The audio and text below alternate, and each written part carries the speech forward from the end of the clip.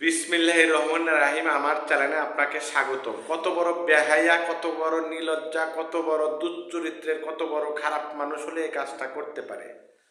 তুই ভালোবাসা করেছিস, প্রেম করেছিস, তুই বিয়ে করেছিস, তুই ওই মেয়েকে নিয়ে সংসার কর।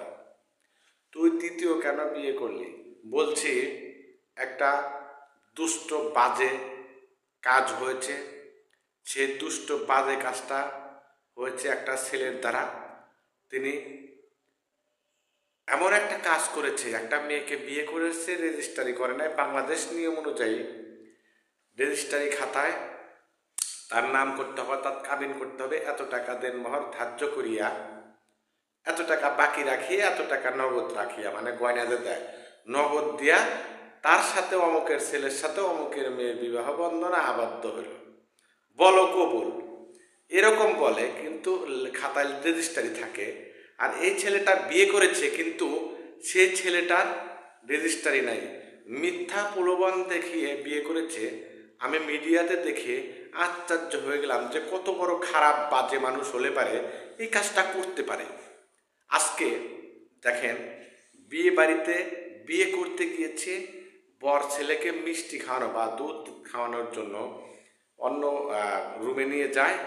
নিয়ে যাওয়ার পরে একটা মেয়ে এসে আহাজারি করছে, কান্নাকাটি করছে যে ওই ছেলের সাথে আমার বিয়ে হয়েছে, আপনারা মেয়েকে বিয়ে দেন না, মানে বউবাদের সময়। কি হলো, এমন বেহাইয়া ওই কনে পক্ষর লোকজন ওই মেয়েকে আবার গালিগালাজ পাচ্ছে, তুমি বেহায়া মেয়ে, তুমি এসেছো এসে। কিন্তু তুই যার সাথে তোর মেয়েকে বিয়ে দিচ্ছিস, সেই ছেলে তো বিয়ে করেছে। সে ছেলে বিয়ে করে আবার আর একটা বিয়ে করছে। মনে রাখতে হবে, এরকম বাজে খারাপ কাজ রহরহ ঘটছে, কিন্তু মিডিয়াতে আসছে না।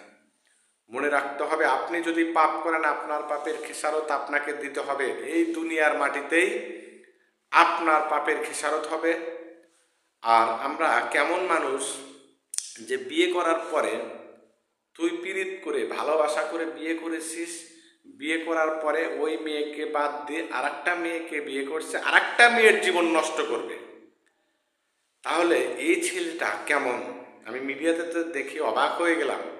আজকে বাংলাদেশের প্রেক্ষাপটে এমন ঘটনা নজির আছে যে মামিকে বিয়ে করছে ভাগ্নে। এরকম বাদ দে রে ভাই। এই তুই যে পাপ করছিস, আমি যে পাপ করছি, পাপের খেসারত দিতে হবে। এই পাপের খেসারত দিতে হবে। এই বাংলার মাটিতে তোদের শাস্তি হবে। দেখবি মৃত্যুর আগেই তোদের শাস্তি হবে। আল্লাহ তাআলার শাস্তি ধীরে ধীরে হয়, বুঝতে পারবি। মহান রাব্বুল আলামিন সবাইকে হেদায়েত দান করুন। আর যারা এই সমস্ত কাজ করছে তাদের কঠিনতম কঠিন শাস্তি হবে। আর মহান রাব্বুল আলামিন সবাইকে হেদায়েত দান করুন। সকলে ভালো থাকুন, সুস্থ থাকুন। আর যে কথা বলতেছিলাম, সে ছেলেটা বিয়ে করেছে প্রলোভন দেখিয়ে, কিন্তু রেজিস্ট্রারি করে নাই, না করে পিতা মাতা আত্মীয় স্বজন হয়তো জানে না, তিনি আবার বিবাহ বন্ধনে আবদ্ধ হচ্ছে। মেয়েটা যা হাজির হয়েছে, গুল আম্বেল তৈরি হয়ে গেল, জগা খিচুড়ি, মানে যেন তেন খিচুড়ি না, মানে যেন তেন খিচুড়ি না, খালি ডাল কালাই একসাথে দিয়ে মিশা নাই।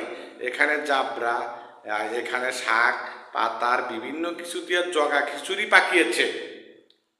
কত বড় বেহায়া নির্লজ্জ এই ছেলেটা যে আবার বিয়ে করছে।